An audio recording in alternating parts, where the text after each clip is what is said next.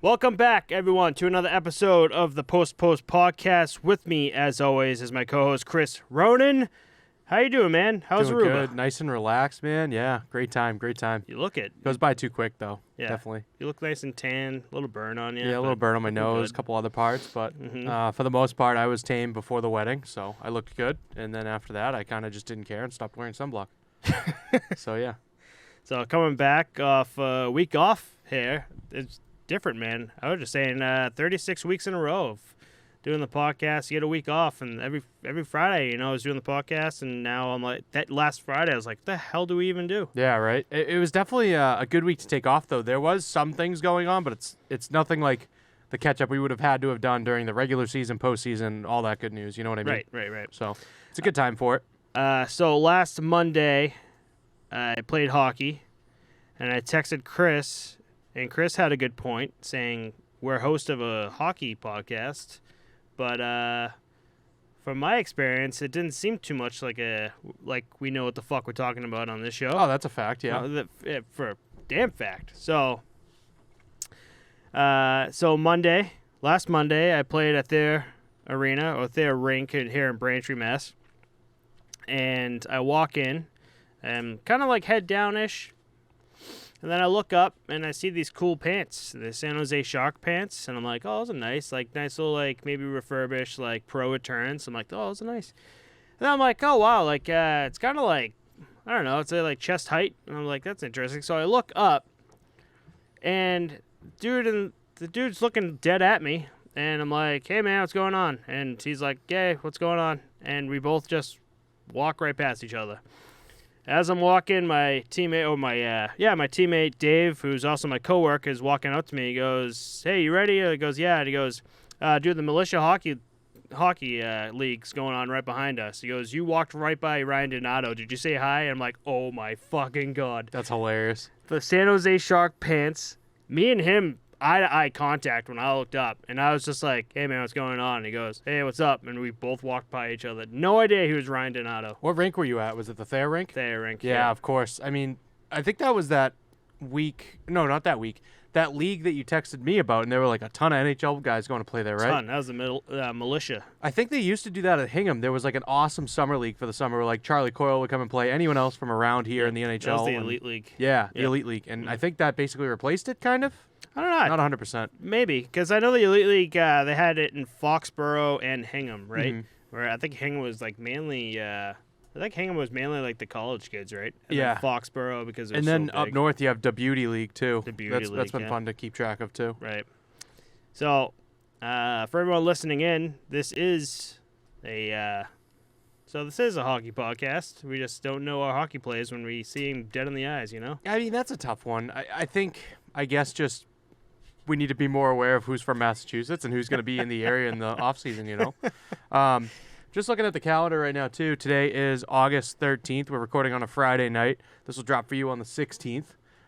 That gives us about 4 or 5 weeks until the preseason starts. So we'll hope to get a good couple weeks coverage of maybe what the teams are going to look like heading into the season. What do you think?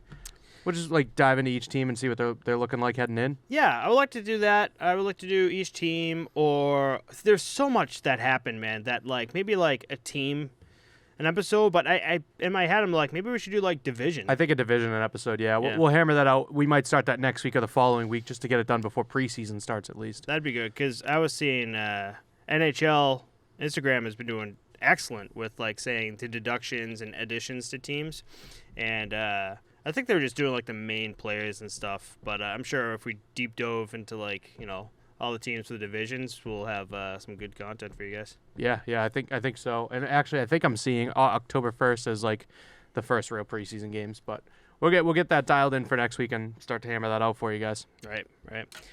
So speaking of diving in, let's dive into it this week. There's so much. We got 2 weeks worth of stuff going on.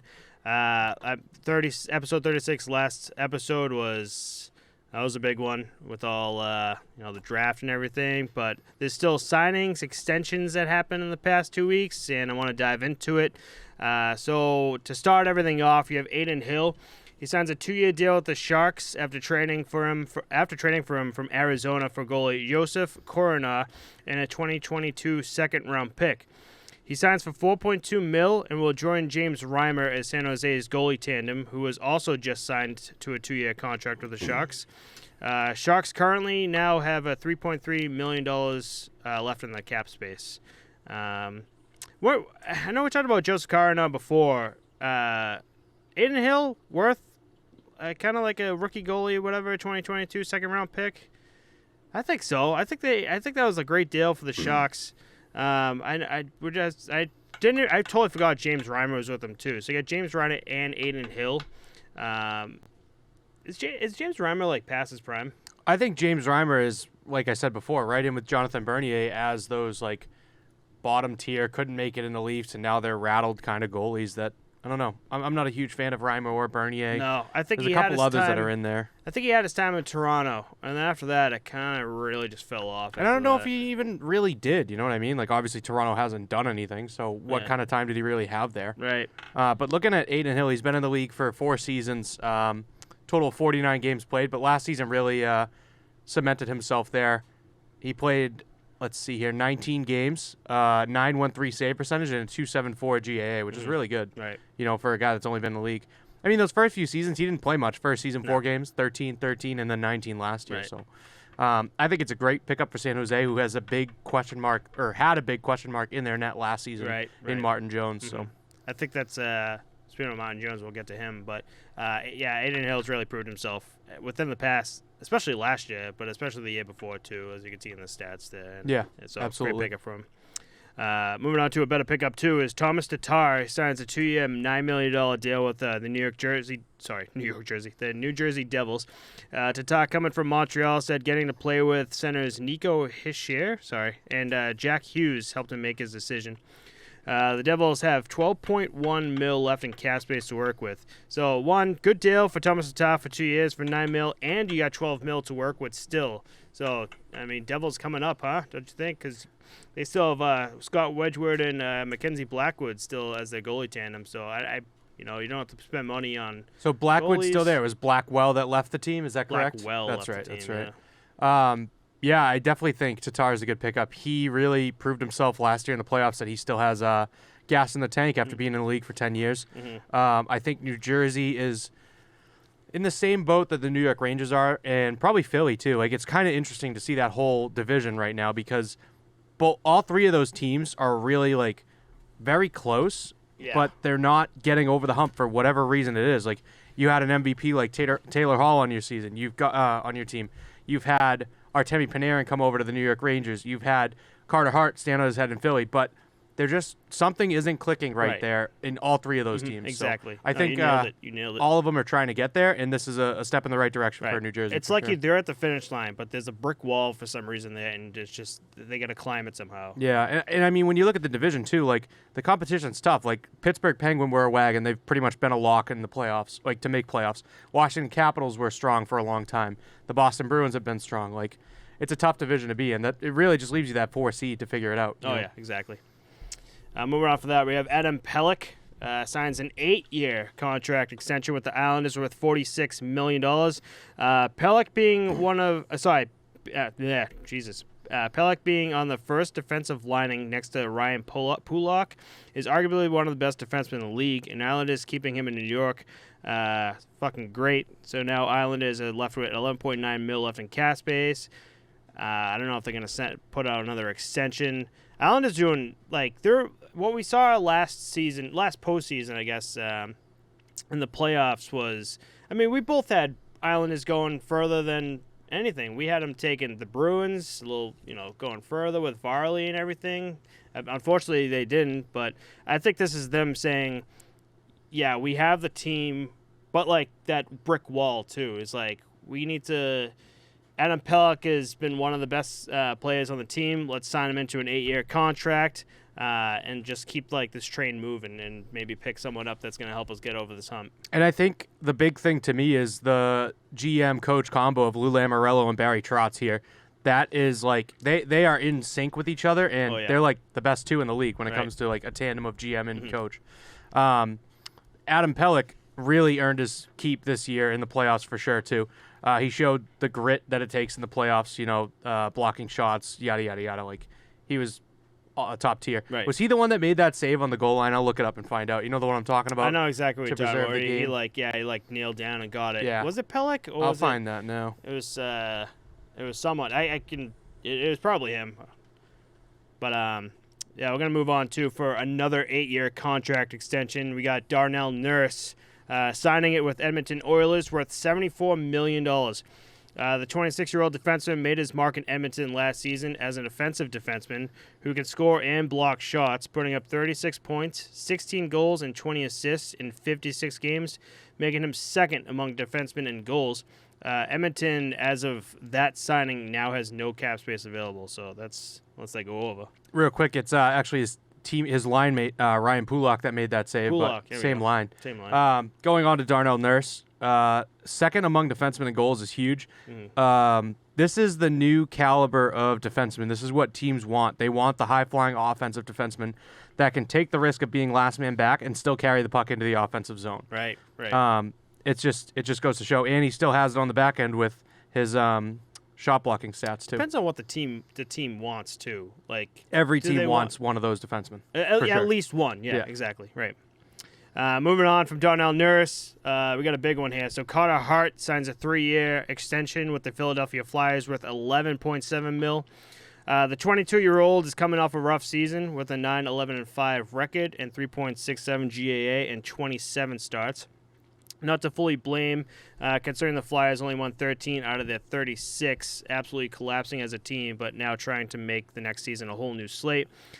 Flyers signed Martin Jones last month. The 31-year-old, who's been in the NHL since 2013, will be a good veteran presence for Hart, who is still projected to be the Flyers' number one netminder. Keith Yandle signed with the Flyers 2 weeks ago, mainly to be with his close friend Kevin Hayes, but Hayes given the sales pitch that playing in front of Hart is the reason he should sign in Philly. Yandle later calling Hart a stud, and he said he's a guy when you think of young goalies, you think of him, and I'm definitely excited to play in front of him. So you got Flyers now have $4 million left in cap space after that signing. I think it's big. We talked about Hart several times on here, especially last season. The downfall he's had. But you got Kevin Hayes, you got Keith Yandle now coming to Philly. You now have Keith Yandle and Kevin Hayes, backing up and pumping the tires for Carter Hart. And what do you think? Is he going to make a comeback here? Backing him up, pumping his tires doesn't really do much unless you're going to do something in front of him on the ice, in my opinion. The Flyers kind of fell flat on their face, like you said, winning only 13 of their last 36 games of the season. Martin Jones coming in, too. Do you have someone on record saying that Hart is going to be the number one? No, it's not on our record, but you got to assume that's what Philly wants, right? I don't think so. I think after last season, it's going to be a battle. These guys are going to have to prove themselves in training camp preseason. Who's going to be our number one? Who's our starter? Right. And see how they come out of the gate. Give them a 1A, 1B option, but someone's got to be head and shoulders above the next. So we'll see what that ends up like. I think Hart has no option but to have a bounce-back season. If he sucks again like that, he'll either wind up in the minors or they'll trade him away for a bag of pucks because you're killing his trade value by getting him exposed with this team in front of him. And I think that's why and I think that's why we saw the only 3 years and only 11.7. I think I talked to you about this when I first sent you, and you were still kind of iffy with that 11.7 mil. Are you still iffy on that now? Yeah, I think so. I mean, 11.7 over 3 years, let's call it 3.8 mil, whatever it might be, 3.9. Yeah.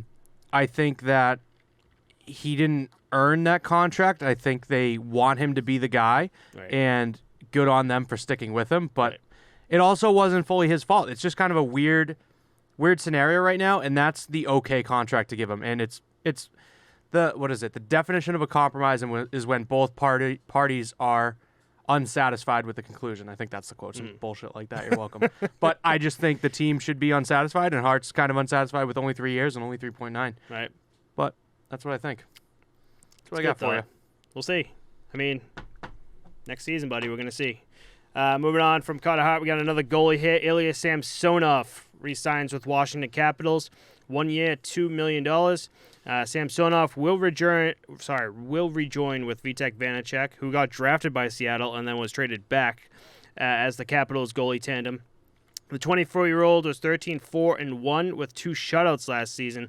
Will compete for the starting spot with Vanacek. Both goalies have proven themselves in the NHL, yet somehow Washington has stolen both of them in contracts. Samsonov with the $2 million and Vanacek with only $716,000 contract on his last year, and is on his last year of the contract. Washington only has $669,000 left in cap space, so still, that's man. Look at the contracts for the both of them, and you're like, wow. One the tandem, one the just what they're getting paid. Yeah, I mean they're young and upcoming. Like I want to look into. I don't have the answer and see who drafted and developed them because, in my opinion, I would assume it's Washington who has them because we heard nothing about either of these names last season. Mm-hmm, so right. I think that's the reason you see such a low dollar sign. And I think even next year, they won't get a huge bump. Like the most I could see either of these guys getting is $4 million after next season if they perform. Yep. So I don't know. Like maybe a contract extension, but again, Vanacek after next season, that's going to be his last. So we'll see what happens. With and he's Vanacek. also on, I believe that's the rookie minimum. So I think that next year he's probably RFA, not 100%, Mm-hmm. and then he's going to have to re-sign with the Capitals if he wants to keep playing, right? Right. So I don't know. We'll see. That's another tandem that going to have to fight for the number one spot. It's good to see them back working with each other as well, though, to see them like grow and develop together and boost each other throughout the years, rather than, You hear a lot about goalies competing with each other for the number one spot, but at the end of the day, you guys both understand that at the best, worst case, best case scenario, however you want to describe it, there's 82 games a season, and the team needs to get as many wins as possible. Exactly. So whatever it takes, whoever has to start, whoever has to play, they're willing to accept it. They got to get it done, right? Yeah. Moving on to another goalie. We keep doing goalies here. Igor Shasturkin signs a 4-year deal with the New York Rangers worth $22.6 million. Shasturkin and Sorokin have really taken the reins as New York goalies tandem after Lundqvist leaving. Shasturkin 16-14-3 with a 2.62 GAA, tied with Wild's Capo Kakinen for third in win for rookie goaltenders and fifth in voting for the Calder Trophy last year. I think New York knows that what they have with their goalies and want to preserve it. Rangers currently have $8.8 million left in cap space to work on. So you got Sorokin, another two tandem here, like kind of rookies. You got Sorokin and Shasturkin just taking the reins here. How do you feel about this compared to Vanacek and Ilya Samsonov? Yeah, Sorokin was with the Islanders last season, right? So yep. Shasturkin is staying with the Rangers. I'm confused here. I think you got the New York teams mixed up, right? I have the New York teams mixed up. My bad. So it's Sorokin. Shasturkin and Georgiev. Shasturkin and Georgiev. Yep. Perfect. Okay, cool. Yeah, I think that tandem has really, come up and taken care of business. But yeah, Shasturkin and Georgiev, I think that's a solid building block for your young stars and your older stars in Artemi Panarin. And Buchnevich got traded, right? He's not on the Rangers anymore. Yeah, I think Buchnevich got traded. I'm pretty sure we covered that 2 weeks ago, but it's been a while for me. Yeah. Yeah, I think that they have the right tools in place, and they just got to, trust the process and let their young stars grow. Mm-hmm. And if there's, a bigger stage to do it on, I mean, there's no bigger stage to do it on the Madison Square Garden. So, none. Spotlight's on them. Right, exactly. Moving on from that, we have Jacob Vrana signs a 3-year extension with the Detroit Red Wings worth $15.75 million. Verano was part of that big trade with Washington for Anthony Mantha at the trade deadline last season. Capitals GM said he made him part of the deal because he was frustrated playing under head coach Peter Laviolette, which I found interesting. Verano is part of Detroit's first line next to captain Dylan Larkin and Tyler Bertuzzi. Since the trade on April 12th, Verana had 8 goals and 3 assists in 11 games, so definitely doing well. Detroit is currently sitting on $20.5 million worth of cap space right now, so I'm going to say I'm expecting some moves there from Detroit. Yeah, they need to lock down another superstar. If Jacob Verana is your top line player, I mean, this is no disrespect to Jacob Verana, but you put him on another team, he could be a second line. Second line. Yeah, exactly. Mm-hmm. So they need to use that $20.5 million to lock down. This is not what I expect, not what I want to see either. Lock down a player like a Jack Eichel or some other high-ticket free agent. Right. And I'm kind of surprised, honestly, that they haven't done that yet. No. Again, I think we said this, I said this last episode, that you got all those signings, all the trades, all the moves, and Detroit Red Wings is one of those teams that you didn't hear a peep out of, and you're like, why am I not hearing anything? Like, this is like a team that has been doing well. Like, they need to, like, start making moves, and they haven't. So you got to wonder what the hell they're doing. What the hell they're doing is trading away as many assets as they can for picks because they know it's going to be a rebuild. You're going to see the same situation in Ottawa. But you're absolutely right. Looking at next season, they're basically going to throw an AHL team to the Wolves, and yeah, they're getting NHL experience, but they're basically going to develop a losing culture if you go in like that. Exactly. Everyone's going to be miserable and want out of the city because of that. Right. So let's hope that they spend this $20.5 million and bring something in there that can turn the team around. Exactly. Moving on, we got Joe Thornton and Sam Reinhart. They signed deals with the Florida Panthers. Joe Thornton 1 year, $750,000, and Sam Reinhart for 3 years, $19.5 million. Joe Thornton coming from Toronto and Sam Reinhart coming from Buffalo. Sam Reinhart being the biggest sign here was part of the trade with Buffalo for Devon Levy and a 2022 first-round pick. The 25-year-old had been with Buffalo since his rookie season back in 2014, and after that season, on average, put up 20-plus goals per season. Last year, 25 goals and 15 assists on a really struggling Buffalo Sabres team. Reinhart coming over to Florida from a full-team rebuild in Buffalo is a solid pickup for this Panthers team that has proven to be a playoff contender. Panthers right now currently have $1.3 million left in cap space, so this might be one of the last big moves they make here. I think Florida sees the juggernaut that is the Tampa Bay Lightning as their main competition. Like, that is the hurdle that they're looking at. But the hard part is you can't really just take the Florida Panthers and compare yourself to the back-to-back champion Tampa Bay Lightnings and try to become them. You know what I mean? Right. They did give them a run for their money. They believe they went 7 games in the playoffs. Yeah. Sam Reinhart addition is going to be huge for them. And I think they are doing the right thing in reading the room like that and making this work. Mm-hmm. But they need to understand that it's going to be a few years before they can overtake the Tampa Bay Lightning. They're in a tough division is the way I'm putting it. Yeah, they're in a real tough division. Like last year, I loved watching them, and like you could tell their team is really good. It's another team where goaltending is the biggest question mark. Goaltending, big question mark. But at the same time, if they had goaltending, would that finish line be a brick wall like the Rangers and New Jersey Devils? I think so. Like, defense is the next big question mark. Like, it's probably like very close, but goaltending is definitely number one because of the Bobrovsky $10 million contract where he underperformed. Exactly. Spencer Knight in the up and coming. Keith Yandle out. Now you have a D hole that you're filling with some young guy. They just need bigger names on D, and I believe Reinhart is a defenseman. Is that correct? Reinhart is, yeah. So that's huge production for him to be putting up those kind of goals on the blue line for them. Let me just confirm that. I'm gonna look that up. It's either a defenseman or a center. I couldn't remember. I should have wrote it down, but I didn't. Check that out real quick. We got one more sign after this, so I guess we'll wait it out. Signed.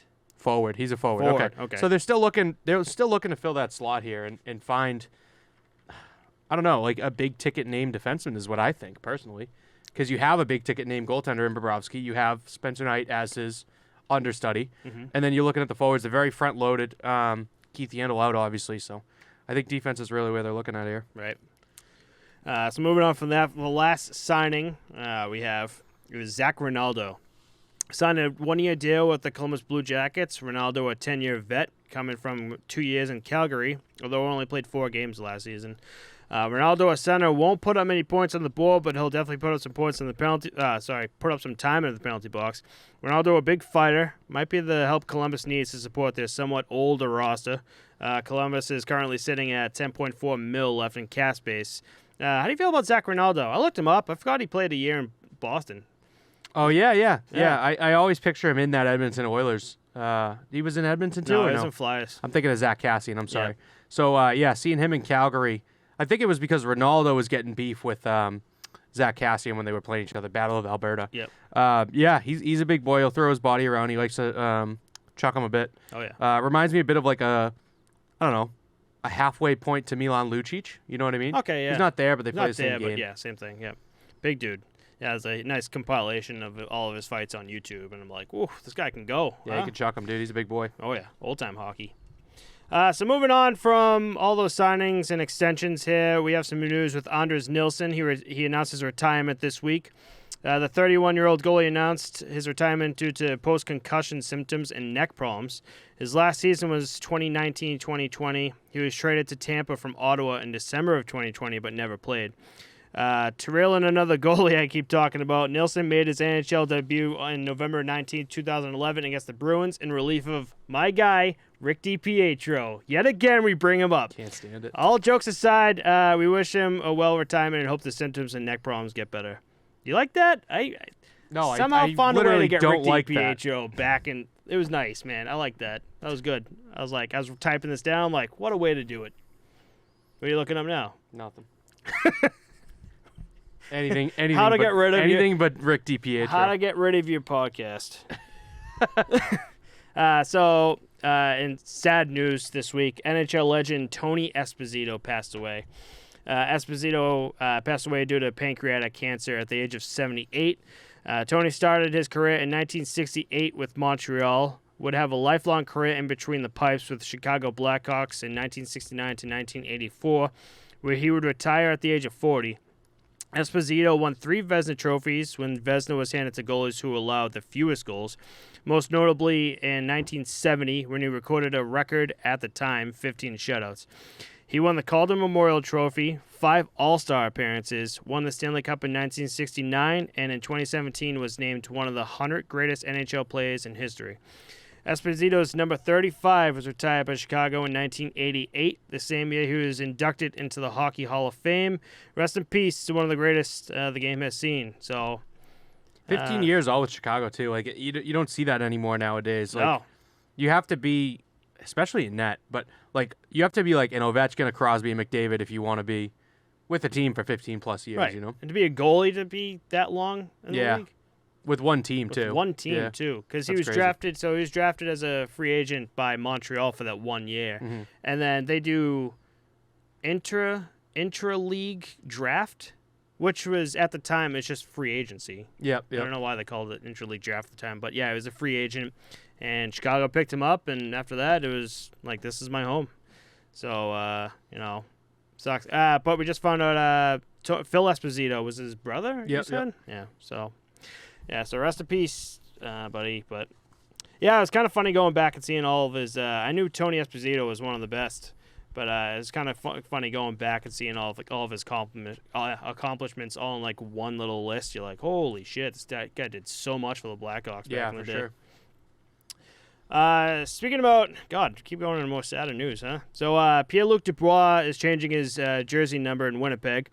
So Pierre-Luc Dubois, now playing for Winnipeg, has changed his number to 80 in memory of his former teammate in Columbus, Matisse Kivlenieks, who passed away unexpectedly this year at the age of 24. Not only a new jersey for him, but I think a great jersey for a fan to have in support of both Dubois and Kivlenieks next season. I think we should get one of those and throw them up. You think so? Yeah, it's a good idea. I'd love to buy a Kivlenieks jersey, or even a Dubois too, an 80 Dubois. An 80 Dubois, that'd be cool. For Winnipeg. I don't have either of those jerseys yet, so I'll probably grab one of those next time we do an order. When you order the John Scott ones. Yep. Yeah, maybe we'll get one of each. You'll get a Kivlenieks, I'll get a Dubois, or vice versa. Yeah, we'll do that. That's a cool idea. I like that. I like that move. So in weird news, I think so. Tokyo one. I thought it was funny but weird. So Olympian Andre Degrassi, I hope I said that right, has proven himself to be faster on foot than the fastest NHL player on ice, Connor McDavid. Andre Degrassi's top speed during his 100-meter sprint hit an astounding 41.9 kilometers an hour, or 26 miles per hour, whereas McDavid's top speed on ice is 40.9 kilometers an hour, or 25.4 miles per hour. McDavid, winning 3 consecutive fastest skater competitions during the NHL's All-Star competition, is still not as fast as your Olympian Andre Degrassi on foot. Something to wrap your head around. How do you feel about that? Yeah, that's nuts. I think the reason they made that comparison too is that he's a Canadian runner. Yeah, I didn't know that, so that's cool to see. I mean, that's one way of putting it, so the Canadians understand how fast he really is. But dude, that's insane to be able to run faster than someone can skate. Right. That's fast, man. Weirdly enough, you see that and you're like, God damn. And then you look it up. So there's a 100-meter and there's a 200-meter. For the 100-meter that they compared it to, he got bronze, which I was like, damn, that sounds like gold. But he got gold for the 200-meter. But, dude, to know someone that runs faster than, like, an NHL athlete on ice, you're like, holy shit, this guy flies. That's fast, man. Did you ever, when you were a kid, run by, like, those the flashing speed limit signs. Like if you drive your car by, it tells you how fast you're going. We used to do that sometimes. Like the max out. We were in like 6th, 7th grade. The max we get like 14, 15 miles an hour. Yeah, it wouldn't pick some people up if you're like below like 8. No, I never did that. That's interesting though. Yeah, try it out one day. I in my car and just like now they have like the flashing lights that says you're going too fast, so you don't really know how fast you're going. Yeah, usually it tells you if you're below the speed limit. Fucking speed racer. So last on the list here. Oh God, we're only 30 minutes in here. Last on the list here is Kirill and Minnesota Wild. In a predicament right now. So Kaprizov has a tentative agreement in place with CSKA Moscow. CSKA stands for Central Sports Army Club. K, I don't know. Because Russia. No, because club would be the K because that's how they spell. And A, it would be Club of Army. You know what I mean? Like kind of like how Spanish is backwards in us. Okay, like, yeah. Red car is like whatever, Rojo. Fuck, what? Auto Roto. Auto Roto, Rojo. Yeah. Fuck. Jesus Christ. Yeah, Spanish. Free Spanish lessons at my house. So he had a tentative agreement in place on a 1-year, 8-figure deal to begin September 1st if a new contract doesn't happen with the Wild. From my understanding, Kirill is taking the sideline with all this and letting his agent work with both CSKA and Minnesota. Kirill has been given 7 8-year offers from the Wild, ranging from 8 to 9 mil on-year averages. But Kirill wants a short-term deal that wouldn't be longer than 3 years. I understand Minnesota wants to lock him up, and maybe the cap space, which is currently 19.7 mil, might be an issue. But I'm having a hard time understanding why this is as big of an issue as it is where Kirill already has a deal lined up with CSKA Moscow. I get he's a young kid, but he might be homesick and would like to play in his home country, but no more information has come up besides speculation with this, which I refuse to write down on because speculation could go all over the place. Letting Kirill go would be a terrible decision for the Wild to make, but in the end, it's on what Kirill wants to do. This will be very interesting to see what happens for Kirill, because they have so much fucking cap space, and if they do come up with a 3-year contract for Kirill, and with all that cap space, how crazy of a contract do you think that's going to be? They should not. Like 8 or 9 mil a year is like way too much for this guy. Like you don't know anything about what he's going to become. Right. He wasn't touted to become like a McDavid, but he is performing at that level on a team where there's not really much else. Obviously, you want to lock this guy down for a long time. I don't know. We'll just let the agents figure it out and see what they can do. But I mean, the coolest part to me is the fact that we're seeing so much of this speculation because Minnesota has been a team that has like kind of like not sucked, but not been great for so long. But Minnesota's like one of the top 3 producers of hockey players in the country. Yeah, that's Massachusetts, Michigan, and Minnesota. Yep. So the fact that you're seeing all of these rumors, blah, blah, blah, all this noise is really good because that means the fan base is still there. It's strong. It's active because you'll see shit like this in major markets, but we never hear about Minnesota. And now they have a guy that they really care about and they want him here. Right. It would be a damn shame to see him go to Siska, and I think the agent is going to end up getting it done before the beginning of the season. You may see like a William Nylander holdout like that season, but I mean, at the end of the day, it's kind of weird because I forget who tweeted it, but someone was like, the most he can make on Siska in the KHL is 1.5 mil because that's like their cap per player or whatever, or some shit like that. But the fact that he apparently has an 8-figure deal, which means it's got to be at least 10 mil. Right, and that's the way the KHL works. It's not all on the books. A lot of it's off the books. Like, here's a fucking bag of cash. You know what I mean? Yeah, not even joking. And Siska's that team that I was telling you about. That's like they run the table in the league. So seeing him go there wouldn't be a bad thing for his growth and development. It's better than him sitting out. Right, exactly. But I think we'll see something happen here, and it'll get done. I hope he stays in the league. It really doesn't matter. I don't want to say it doesn't matter to me, but I would like to see. I think we talked about Kirill back episodes ago, where I was saying like there was this Minnesota Wild have a YouTube video that was following Kirill, and like in the practice whatever, like doesn't really understand English that well, so he's kind of just it takes time, dude. The first year in the league, Evgeny Malkin didn't know English, you know. But what I'm trying to say is like he's like this young kid that might be. After a while of being here, be like, oh, I'm kind of like homesick. Like, if I kind of want to be home, maybe just play there for a bit. So it'll be interesting to see. I know what's funny though is the photos and videos of like Kirill Where like I say that and be like he's homesick, but at the same time he's out there surfing and shit, and I'm like, oh yeah, he's probably just Surfing like, where? Minnesota? Yeah, I think it's Minnesota. He's surfing somewhere. Can't be surfing Minnesota. That's fucked. But can't. I mean, oh my there's god, lakes right, and there's shit. lakes and like shit. the Yeah, Great there's Lakes are actually like a fucking ocean. Have you ever been to the Great Lakes? No, never been. They're literally like massive, dude. Like the fact that they show up on a map, they're huge, dude. It's like an ocean, but it's obviously freshwater, and they probably do have big waves, but I don't think you surf freshwater really. He's probably somewhere then. Yeah, he's But probably somewhere he was tropical, surfing. dude, enjoying the off season. And then he's like also like just see that working out in the rain. He's got like a huge tire that he's flipping in the rain. Yeah, like, savage. Almost Russian shit of it. Yeah, they put in work. He's got a Russian trainer over there. I think he's home working because he has a Russian trainer. Oh, that makes sense. Yeah. Yeah. Maybe he's surfing in fucking. Oh God, brain block. What's the place that starts with an S? It's cold as balls in Russia. Serbia? Oh no. It's up in flames right now. It's not. No, it's not Sochi. No, Serbia, and then I just talked to my girlfriend about this. They have a huge fire going on right now. Not fucking Serbia. It's Serbia's a country. right. That's what I'm saying. Oh my god. You look it up. No, I can't think of it. I don't know. I'm just gonna move on. Did you see the Lionel Messi contract that he signed in the soccer league? No, I So didn't. he left from whatever team he was on before, and his salary is now 71 million euros. Siberia.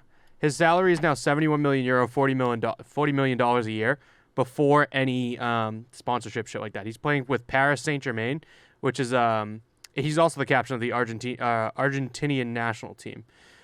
He's like the best player in soccer. Mm-hmm. There's also another player that was on Juventus. I don't know too much about soccer, but dude, this guy's making 40 million a year. Think about that. That's half of the NHL's salary cap on one player. But soccer leagues don't work like that. It's just like if you can chuck money, chuck money. Mm-hmm. But like this I guy, think it's different in Europe too. I feel like there's so much money going into like football. yeah. Over there, Oh yeah, absolutely. Like hair and basketball. Like I was at the gym earlier this morning, and on ESPN, Kyle Lee, is that his name for basketball? Kyrie Irving or Kyle Lee, Kawhi Leonard? Yeah, it's him. Yeah, Kawhi Leonard. it's like a 3-year, $176 million contract. That's I'm huge. like, Jesus Christ. Russell Westbrook just left to go to the Lakers with LeBron James, and they were talking about how, I forget the other guy's player, but basically like that LeBron should go with him. And LeBron is basically like GMing a team. He's kind of like how Tom Brady does that. Mm-hmm. Tom Brady can tell basically Bruce Arians, his coach, anyone in the league, or I mean, anyone on his team, they're like, I want this guy, and like that's gonna fucking happen. Otherwise, like he's gone. You know what I mean? But this dude's making $40 million a year. It's nuts, and he's like head and shoulders above all the other players. It's nuts. So Tom Brady, ESPN put up, we call it Champa Bay. But no, did we didn't have anything for it. Did they have anything for Tom Brady in Tampa? Because they called it Tampa Bay, and I'm like, Oh, that's funny. Yeah, that's kind of. It's all right. You guys could have thought of something better. it's all right. Yeah. It's not great, So that. but they also only won one, so like you wouldn't call it Champa Bay after 1 year, you know. Yeah, you're right. I'm thinking. But now they got 3 between those two clubs, so hopefully the Rays can get it done. I think the Sox put a fucking waxing on them the other day, 20-8. Yeah, so I was working, and a bunch of people were coming into Boston. I don't watch the Red Sox at all, but yeah, someone was telling me 20 runs and like 4 innings or 5 innings. I don't shit know like the streak that it was, but fucking the crazy. Sox have dropped like 12 of their last 15 or something ridiculous like that. They are on a skid, but it's so weird that they can put up 20 one night and then just suck for 12 They just games. suck ass. Yeah, I don't know. It's what it is. One thing we glanced over this week too is Jaromir Jagr put out a statement this week with probably an interview asking why he's still playing all this, because he's not really performing too well in the Czech league from what they're hearing. He's 49 years old now. He says, do you know why I'm still playing, he asked when explaining what drives him. I have a responsibility to the club, otherwise I wouldn't fly here and I wouldn't be making a fool of myself. But if I quit, the partners and sponsors would leave and the club may be done. I have no choice, people don't understand it, but I don't care. Only God will judge me. I expect much more from myself, and I also believe that I have it in me. So that's respectable, dude. Like, he sees it as, if he leaves, like, there's so much money that he's bringing in there just because of his name. Yeah. The club will literally fold if he's gone. So he's sticking around playing just for that alone. Like, 1, sticking around playing for that, and 2, to help out his teammates, maybe rookies that are trying to, like, get their name in, and he's like, I'll stick around. I'll give you a team to, help out, and not even to say that. Like, he's a great veteran presence, too, in that. I can't imagine how much knowledge he has from people who'd be like, hey, I want to go to the NHL. I'd be like, all right, do this. Oh, I want to go to Cisco or whatever. I'd be like, all right, just do this. He's such a great veteran presence. The fact that he's still playing is like, holy shit, he can come downstairs right now and just kick our ass. Like, he's trying to. He looks like Hugh Jackman as Wolverine, dude. Dude, unreal. He's huge. Dude, Jaromir Jagr's going to outlive both of us. Easily. I will not be sitting here saying... I guarantee you that we'll end the podcast before we have an episode where I say Jaromir Jagr retires. I don't know about all that. Yeah, Let's hope not, at least. Yeah. But yeah, that's all I had in my notes. The other thing I had, I ended up playing golf down in Aruba. How was it? The course was fucking majestic, dude. 9-hole course. The ninth green is like TPC Sawgrass. The island hole where you literally drive onto the green and it's like an island all around its water. So we had the ninth hole was like that, so we chipped onto it. I didn't lose any balls in the water, dude. I played pretty well, yeah. That's awesome. I shot a 53. My buddy Jake, he's a really good golfer. He shot a 41. But I'm really hoping to crack. If I can crack 100 before the end of the season, I'll be happy. But I haven't played 18 in the longest time. I usually just like to do 9. No, we have a friend Charlie that dude, he plays every day. He'll do 27, dude. He'll do 9. He's doing 9 with me tomorrow, 7 a.m. Yeah. And then he'll probably go do 18 with someone else later on that day. Yeah, the problem is I want to play, but I think I'm just going to sleep in tomorrow. And then it's supposed to thunderstorm tomorrow, too. And I'm like, I don't want to get It's not thunder until 1, dude. And if we go at 7 a.m., you're not going to get stuck. Yeah. It only takes 2.5 hours to do 9 holes with 2 people. 2 or 4 people, actually. So if you went by 10 a.m., you'd be out of there before the thunder came. Yeah, true. But the problem is, if I just went there, it's just if I went, it would just be the 3 of us, and then some rando will be with us, and then it'll just doesn't matter. Yeah, I think I'm just gonna stay behind. I need a little breaky from. I lost, so I played last week, and that was the first week where I lost fucking 7 balls. No shit, huh? It's so weird how you can drive or just chip. And you can visually see your ball land in a certain spot, and when you go there, it's just gone. You don't know where the hell it is. Yeah. It's so weird. I had that problem last week. But yeah, I played. So you keep it on the fairway, you don't have that issue because the grass is so short that there's your ball. But when you're anywhere else, you have to be within 10 feet of it, and you're like, oh, there it is, because it blends in with the rough. Do you have? I was telling Kyle about this. Do you have those special glasses where? I bought them for Charlie. Oh, you did? I don't think he's worn them. You're talking about the ones where you can find your ball? You can find your ball? Yeah. At first, I thought those were dumb when I first saw those, but I'm like, now you're understanding. I might buy a Definitely pair for the amateur. I don't really have that issue anymore because I'm starting to get my drive under control, and I can keep it on the fairway or close, Slowly getting better at golf over here. Telling you, dude, you need to get one lesson for an hour and then take it from there. Literally. The main thing for me, there's a couple Instagram accounts that I follow that I've been sending to you guys, but there's a golf swing guide that I watch, and even if I see 40 posts and I take home, I don't know, 10% of what I saw, I'm adding that to my swings every time. You guys are giving me shit oh, you just took all that time to line that up and that's what you got, and then I was like, yeah, I fucked it up, and we're busting your balls. Yeah, because I was trying to do mechanic, trying to fix my swing and get it better, and then the second one I hit was fucking stripe down the middle. Remember? Yep. Yeah. Yeah, we're busting your balls. Because I did. I took fucking forever to line it up, and then I fucking barely clipped it. It rolls off the tee. You had plenty of time because we let the 2 guys. Oh no, the 4 old guys. We let them in front of us, so it didn't matter. But yeah, it's just funny because it just looks like you're about to swing, and then you just stop yourself. Because I'm taking a look to see where my wrists are breaking, and the basically the angle of the club when it comes through. Am I leading the club or am I dragging it? If I'm dragging it, it's not going to get under it as much. So I'm checking that before I come through with it. There's a lot, dude. There's so many things. There's so much to keep track of, and it just looks like you just swung. You know what I mean? Yeah. At the end of the day, someone that doesn't know golf is you just swung and hit the ball. That's it. That's all it took. I did it. I've always wanted to get back into it for years now. Now that you guys are playing, I'm back into it, and I did it just to relax. Walk around or drive around, just hit balls. But now that we've been playing for a few months now, you want to get better, and so now you have the mentality to get better. And when you're not playing good, you're you can understand how people get frustrated where you're just now I'm fucking screaming. Yeah, I haven't really, I've gotten past that. That's definitely part of the amateur stage is, damn, dude, this fucking sucks. But like now you're getting to it and you're starting to hit good shots, and like you need to let the bad ones go because otherwise your next 2 shots are gonna be bad too. You know? Yeah, right. But at this point in my life, I'd much rather get good at golf than better at hockey. That's where I'm at. You disagree?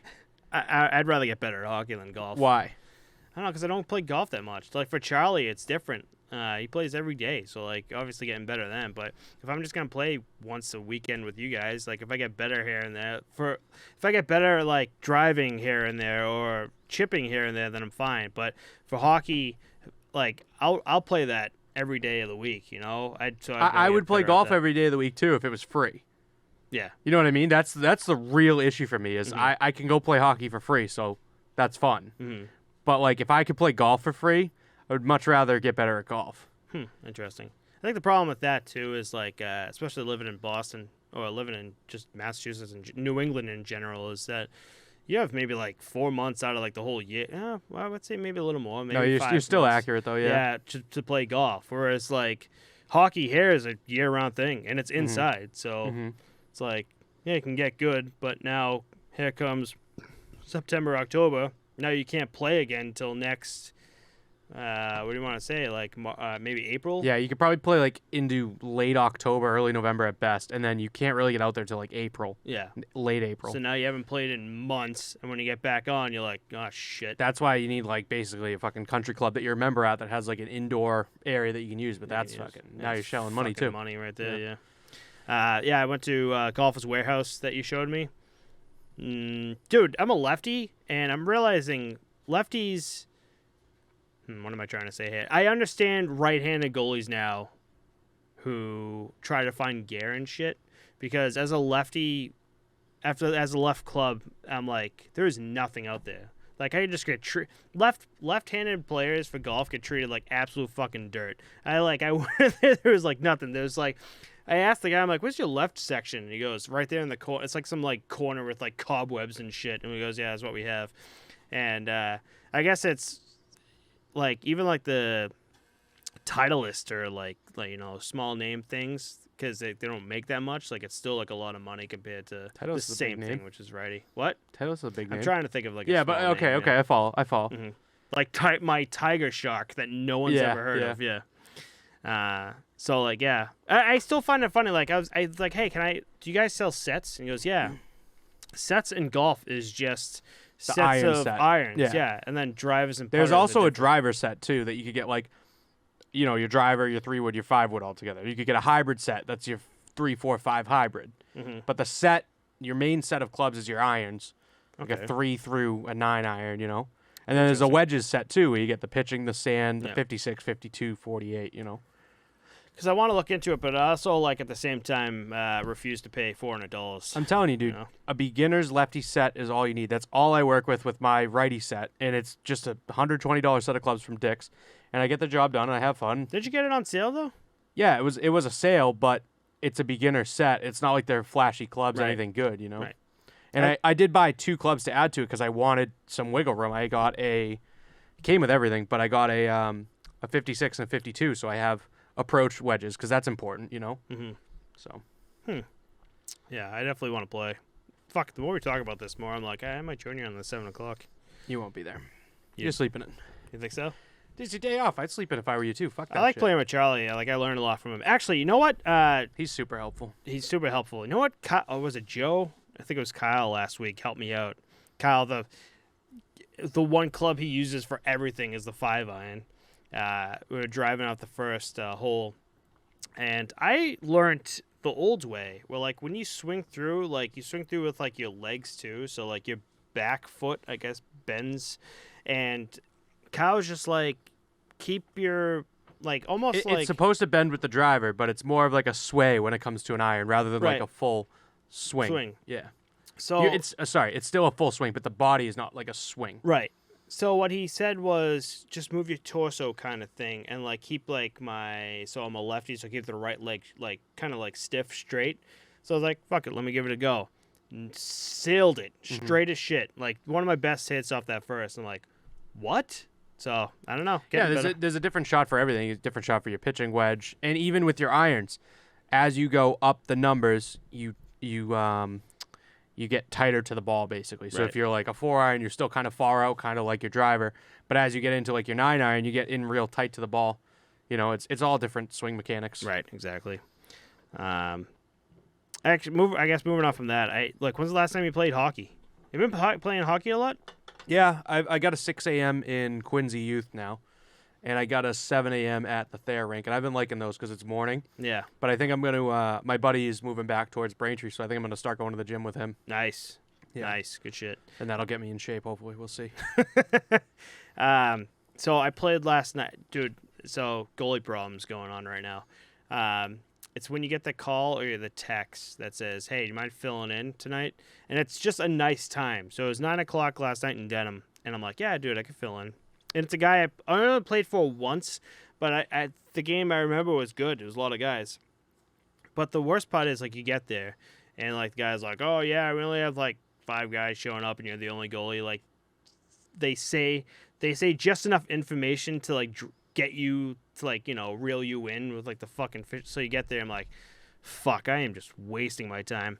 But it actually kind of worked out. You can, like, get something out of every time you put skates on, right? Like, you can, like, work on your footwork, your fucking post integration. That's what I thought of, too. Because I sat there, I'm like, oh, fuck. It's not like, it's only wasted time if you waste your time. If you just wasted time, yeah. I was thinking that, too. And it also depends what the fucking guys want to do. If they want to play fucking half ice with 6 of them, then you just...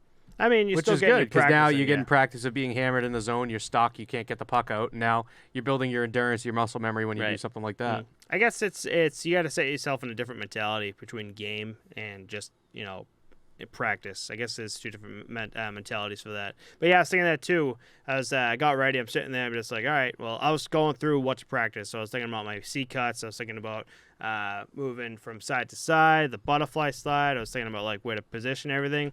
And then it was funny. One guy got off the ice. There was a game behind us, and one guy got off the ice, came in, and he was in the wrong, got in the wrong locker room, and 2 of the guys fucking screwed him. Like, hey, he's like, goes, you guys getting off? He goes, yeah. He goes, you guys want to play for us? Like, we only got 6 guys. We're just doing a pickup. And he goes, yeah, give me 1 second. So he goes in the other locker room. He goes, hey, you guys want to play? We had like. It was fucking like 25 of us. Oh, awesome. And good. The other goalie stayed too, so it worked. Good. Worked out fucking well. Dude, I love that. I think that whole COVID shit too is like, dude, I want to fucking play. So people are willing to definitely play that extra hour. But dude, I am loving it. Oh, also, by the way, I told everyone. Did I say on the podcast that my weight would fucking drop playing like hockey? I weighed myself today, and when we started the podcast, or like during the wintertime, when, like, you know, it was COVID and shit, like, all we were doing was fucking drinking and fucking, I was eating like shit. I think I hit a little over 240, and then I weighed myself today, and just hockey and, like, gym, I'm back to, like, down to, like, 223. Good. I was like, holy shit, it falls off, so another reason why I love hockey. Yeah, because I'm telling you, golf is a no bueno, because by, like, the 6th hole, we're just hammered from drinking White Claws and it's worth it. Shit. So I think... now's about the time I let you know, too. I'm probably going to take a break from drinking, so might not be doing a shot with you next week. All right, cool. So, you know. Aruba hit you that bad? No, it's just I got to get my shit together, you know? All right, cool. Good man. Got to figure it out. Go hit the gym, lose some weight. I think the you know, drinks and drinking is just extra, you know, not carbs, calories, I guess. Yeah. Extra calories that you don't need. Okay. For Will me you personally. still do a shot? Probably not, just because your body gets in a different cycle when you have literally 0 alcohol in your system. And once you put it in, like, it resets it kind of. Like, I don't know how to explain it. It's a real thing, though. Okay. I'm with you on that. I'm with you 100%. We'll do you don't have to. You can still do it, dude. I think I'll... Oh, no, because the nip will be gone. I don't know. We'll figure it out. We'll see what you do next week. But It'll be... I will probably... So the good thing is I'm putting it on record now that I'm taking some time off of drinking. So if I'm drinking next episode, you know it didn't go so well. So that's where we're at. What? Hold on, because you only listened... Hold on. When do you listen to the episodes? I think Tuesday morning. All right, so Tuesday. So you have till, like, Wednesday, Thursday, Friday to, like, forget all about it. And we should put a thing down that says... If you don't drink next episode, then like you're fine. But if you do, there's like I'm a fraudulent fraud, dude. no, then like you owe something or just like. If I drink next episode, I got to do 2 nips. Okay, yeah, That's a good one, right? I got to double down. All right, yeah. So if I'm not even gonna say anything. And it's not if I drink next episode. It's if I drink between now and next episode because I'm getting in the rhythm of not drinking. Oh, You know what I mean? Yeah. okay, yeah. Yeah, All like right, at cool. all. All right, That's cool. why I wouldn't All do right. the shot. Like if I was like I'm cutting back, I would absolutely do the shot with Right. you. But I'm literally like trying to cut alcohol entirely Okay, cool. for a bit. All right, I'm 100% with you. But this is not that week, buddy, because I got Bacardi pineapple going on. I got the Mr. Stack's classic sour watermelon. The classic. got fucking 4 of them left. Cheers, bud. Cheers.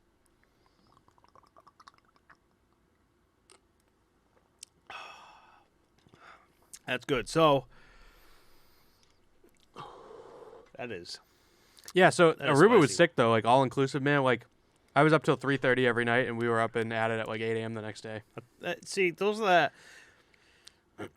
the fucking vacations that I love, man. Cause like it's just a relaxing time. Like We had an awesome group with us too. yeah, and that's what makes it. Like There were like, 50 of us. those vacations, that's fucking huge. Yeah, dude, we took over the fucking resort. That's awesome. A couple people came up to me randomly, like they were like, "Oh my god, have you seen like these people from Boston? They're here for a wedding." I was like, "Yeah, those are my family and friends. It's my wedding." It's hilarious. So what I wanted, Sorry, I cut you off while you were fucking. No, heaving. that's fine. Dude, I love those fucking vacations where like you're up till fucking 3:34, just enjoying yourself, probably shit faced drinking, but you're like, oh, we gotta go to this thing at fucking 9:00, and like you do it, just Oh, yeah. ready to fucking. Yeah, you go. gotta enjoy it. Those are the best vacations, man. So I'm glad you enjoyed Aruba. You look like you did. Sure did. I don't know if the camera picked you up here, but you're a lot darker than I am right now. I think I'm blending in with the Florida Panthers jersey behind me. a Yeah, bit. you're very red over there. But it's nice for you to get out of fucking Massachusetts. It has been raining. We haven't had a. We brought the heat back with us. We've had rain while I was gone, and now it's going to be a heat wave next week, all 90s, I heard. Oh, really? Yeah. Holy shit! We actually have summertime because I was just saying it's been raining all the time Yeah. and just no end in Picked a sight. good week to go, I guess. But yeah, it's supposed to thunderstorm tomorrow, and like the past. I thought it was supposed to rain today, but so that makes today like the 3rd day in a row where it's just fucking hot as shit. Yeah. But I feel like I wanted to say something else, but you know, whatever. But I'm with you on this journey to stop alcohol, buddy. Dude, no, it's not like anything like that. It's just I'm trying to lose weight, so I cut that. I'll cut some other shit. I haven't gotten that far, but I know beers add up quick, so. Oh yeah, yeah. That's why I don't drink beer, buddy. Yeah. You gotta do Because that's much better for you. do vodka crayons. Vodka cran's definitely good for you. Oh yeah, 100%. Yeah, take a look at the cranberry juice, bud. Diabetes. That's why I only put a little in. The Mainly vodka's still not good for you. I know. There's still caloric value to vodka, you know, right? I know it's a joke. All right. You're not. Do you think I'm gonna like justify alcohol right now? No, you're just saying that's why I don't do beer. That's why I do vodka instead. If you did like vodka soda, yeah, I guess so. I but guess like, so. Yeah, I was just fucking around. But yeah, I'm I'm 100% with you. Want to see you get back at the gym, lose some weight, lose some of that COVID/baby weight you got going I got on. baby weight for sure. Hashtag dad bod. Yeah, Ladies love that. dad shit, bod though. before that became a dad. You know, it's great. But you want to do us? Want to do us the huge and send us You out? don't want to do it? Because I don't remember it anymore. All right. Thanks everyone for listening. If there's anything you want to see us cover next episode, let us know. Our links are in the description, and we'll see you all next week. Peace. Peace.